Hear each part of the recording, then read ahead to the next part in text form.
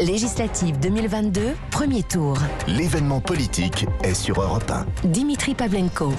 Que retenir du premier tour des élections législatives? Quelle projection pour le second matinal spécial sur Europe 1? Et deux invités de choix pour nous aider à réfléchir autour de ce scrutin. Bonjour Jérôme Jaffré. Bonjour. Bienvenue sur Europe 1, politologue, chercheur associé au CEVIPOF. Et Dominique Régnier est avec nous également. Bonjour Dominique Régnier, professeur à Sciences Po, directeur général de la Fondapol, la Fondation pour l'innovation politique. Alors messieurs, on va peut-être pas revenir sur tous les résultats. Je voudrais d'abord vous poser une simple question, à l'un comme à l'autre.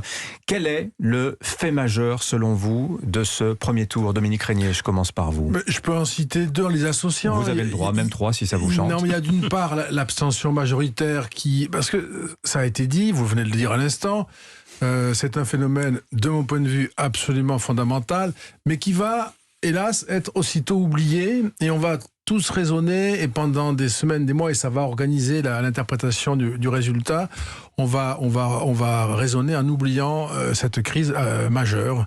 Et puis le deuxième aspect, c'est la fin d'une croyance dans laquelle le passage au quinquennat et l'inversion du calendrier électoral allaient nous éloigner des cohabitations, et que c'était là le remède miracle. On ne sait pas ce qu'il en sera dimanche prochain, mais on sait que on passe pas loin d'une mise en minorité de la majorité. Jérôme Jaffré. Oui, pour ne ajouter d'autres éléments, mais rejoindre un peu ce que vient de dire Dominique Régnier, le premier élément, c'est le vote sanction.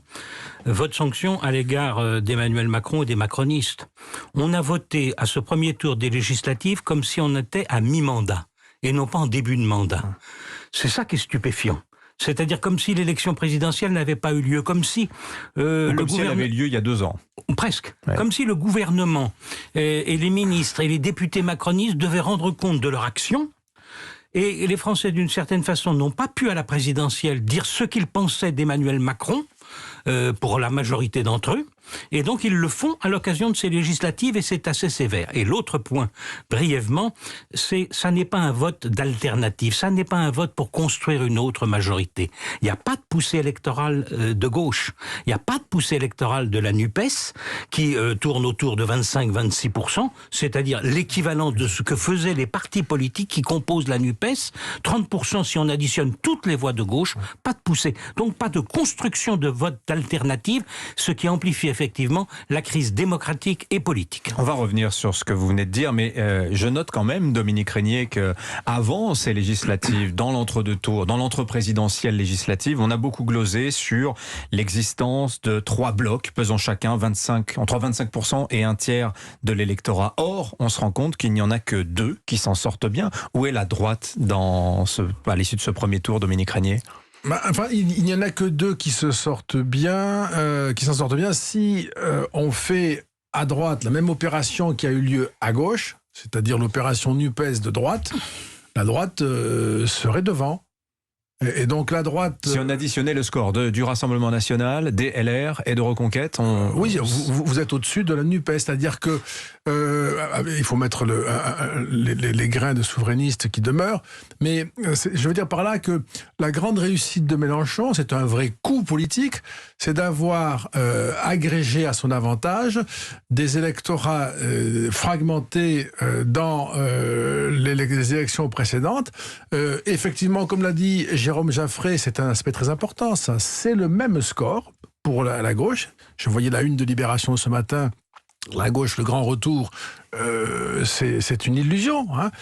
Mais ça veut dire aussi, je voudrais ajouter cela, que tout en rendant hommage à Jean-Luc Parodi, qui faisait la distinction entre la bataille pour la victoire électorale et la bataille pour l'interprétation du résultat.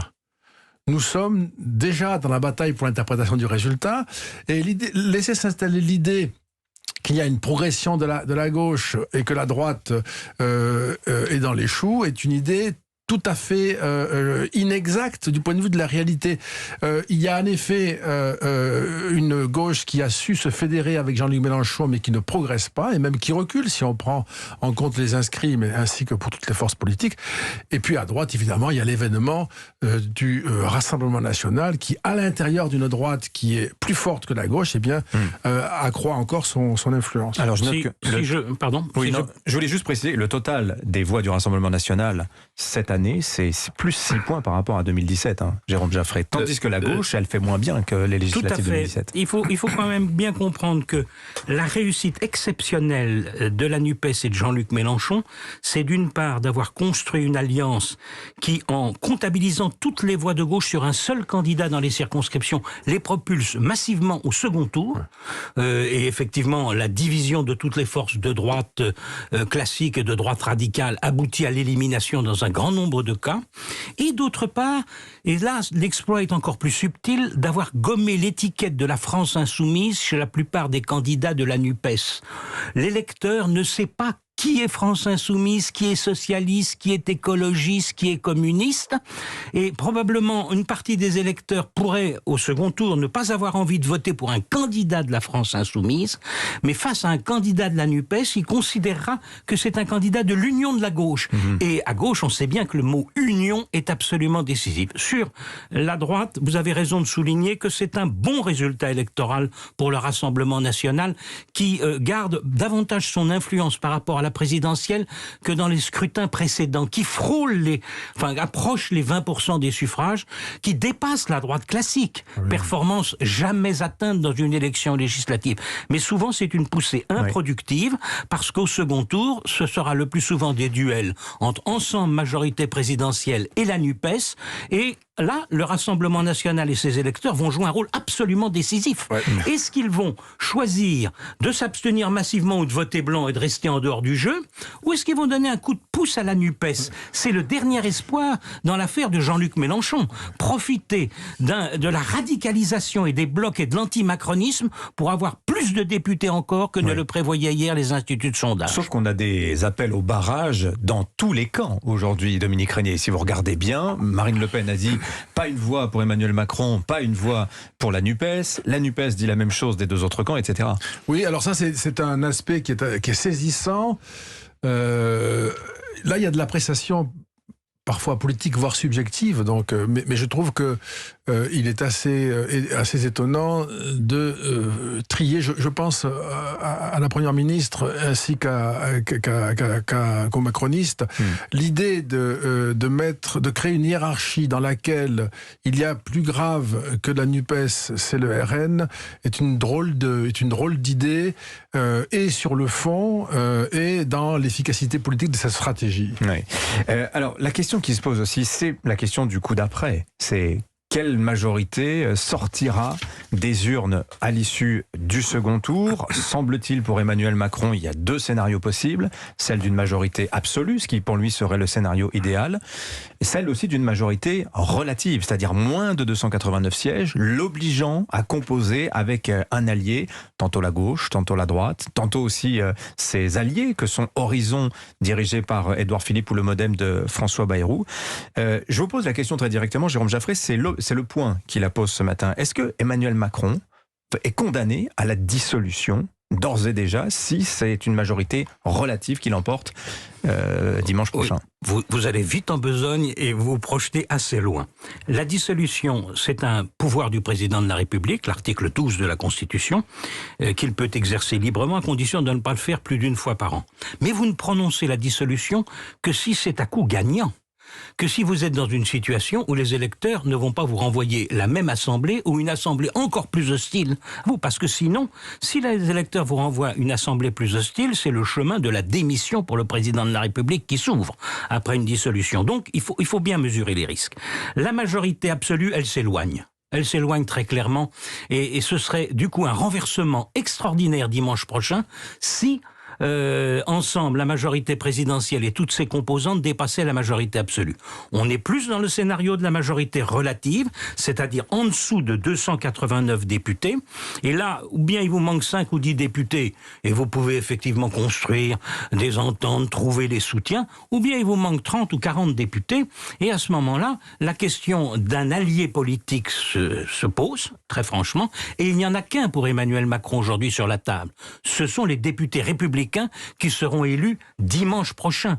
Et là, c'est extraordinaire, parce que la droite classique subit un échec assez lourd électoralement, mais politiquement, son rôle peut se trouver accru par ce jeu politique. Dominique Régnier. Oui, c'est une analyse que je partage entièrement. Les Républicains en faiseurs de roi, d'une certaine manière. Oui, tout en réalisant un score très inférieur à celui de 2017, mais avec un avantage lié au fond à une stratégie qui a été meilleure que celle du PS, qui est d'avoir maintenu partout des candidatures, d'avoir présenté partout des candidats, quand le Parti socialiste, qui fut l'autre grand parti de notre 5e République, avait décidé de ne présenter que 70 candidats sous la marque NUPES. Donc là, c'est un bénéfice qui est quand même assez logique dans la mesure où les LR sont allés sous leur couleur.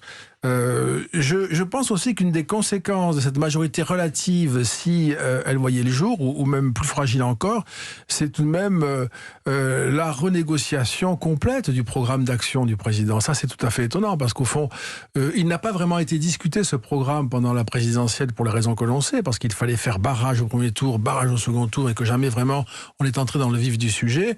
Il a été un peu esquissé très mal, très peu, pendant la campagne fantôme, la drôle de campagne des législatives, premier tour en tout cas. Et là, on voit que d'ores et déjà, compte tenu de la majorité qui se profile, peut-être absolue, mais c'est vrai que ça paraît plus difficile et peut-être même très fragile, il faudra tout reprendre pour que les partenaires qui vont se mettre d'accord pour former une majorité puissent travailler ensemble. Vous avez dit tout à l'heure, Dominique Régnier, en introduction, 2 phénomènes inédits cette année. D'abord, un président réélu sans avoir connu la cohabitation pendant la Ve République. Emmanuel Macron réalise cet exploit-là et il est sans doute aussi peut-être le président qui aura la majorité la plus étriquée qui soit après une présidentielle, Jérôme Jaffray. Si on se refait le film des événements, qu'est-ce qui s'est passé? Comment on en arrive là finalement? On en arrive là par un mécanisme, si vous voulez, de vote contre et jamais de vote pour. Et là, il y a quelque chose qui se dérègle profondément. On vote contre. Alors effectivement, ce sont des votes d'élimination. Dès le premier tour de la présidentielle, on a concentré des voix sur les candidats capables de se qualifier pour le second tour. La droite, par exemple, a totalement disparu électoralement avec la candidature Pécresse pour pousser le plus loin possible Emmanuel Macron et éviter un second tour Mélenchon-Le Pen qui inquiétait l'électorat modéré.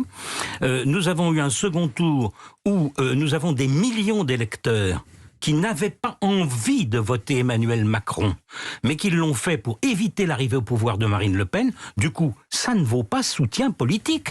Et là, on le trouve directement aux élections législatives dans la foulée. Il n'y a pas de soutien politique. Et par ailleurs, le programme d'Emmanuel Macron, il a inquiété profondément la sociologie. Je regardais les sondages réalisés par les différents instituts hier. La sociologie du vote en faveur d'ensemble la majorité présidentielle, elle s'est réduite comme peau de chagrin. Il n'y a pratiquement plus que les plus de 60 ans qui votent très largement pour elle, ou les hauts revenus, ou les personnes très satisfaites de leur position dans la société. Et dans la France active, dans la France même des cadres, vous avez en moyenne 15% des suffrages pour les candidats d'ensemble, la majorité présidentielle. Il y a comme une dévitalisation du vote en faveur des macronistes. Les classes populaires ne votent pas non plus NUPES. Faut pas croire. Ce sont des classes moyennes salariées, diplômées. C'est-à-dire, plus le diplôme s'élève et plus le revenu baisse, plus on vote NUPES. Les classes populaires votent toujours, celles qui vont voter du moins, car avec un taux d'abstention pareil, ils sont pas si nombreux que ça, elles votent toujours Rassemblement National massivement. Ainsi, on a une stratification sociale qui crée ces blocs et ce blocage politique. Mais alors, Dominique Régnier, qu'est-ce qui nous garantit que l'histoire qu'on se raconte depuis ce matin, à savoir la mise en route d'un front anti-Mélenchon qui aboutira à une victoire même relative du camp macroniste dimanche, qu'est-ce qui nous garantit cela? Absolument rien finalement ce matin. Non, d'ailleurs je ne pense pas qu'on ait parlé de la mise en route d'un front anti-Mélenchon, parce que évidemment comme on va vers des duels et que la plupart seront des duels...